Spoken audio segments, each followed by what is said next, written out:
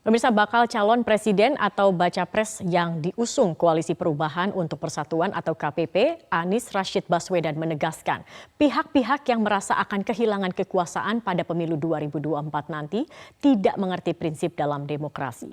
Hal ini diungkap Anies saat membahas sejumlah isu bersama Koalisi Perubahan, termasuk soal bakal calon wakil presiden.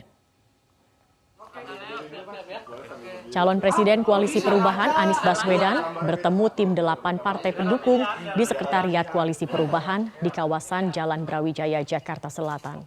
Anies membeberkan sejumlah isu yang dibahas dalam pertemuan. Anies juga menjawab pertanyaan soal perubahan yang akan dilakukannya jika terpilih menjadi presiden saat konferensi pers bersama KPP di Jakarta pada Jumat. Dalam hal ini, Anies di bawah naungan KPP dikhawatirkan tidak akan melanjutkan program pemerintahan Presiden Joko Widodo termasuk soal IKN. Anies menegaskan agenda perubahannya terdiri dari perubahan dan keberlanjutan.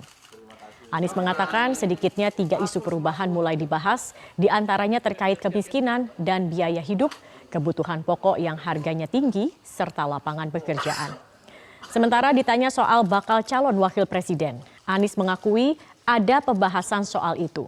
Anies pun menjelaskan saat ini proses pemilihan bakal cawapresnya tengah berjalan dan mengerucut ke 5 nama. Pemilik kekuasaan di Republik ini adalah rakyat.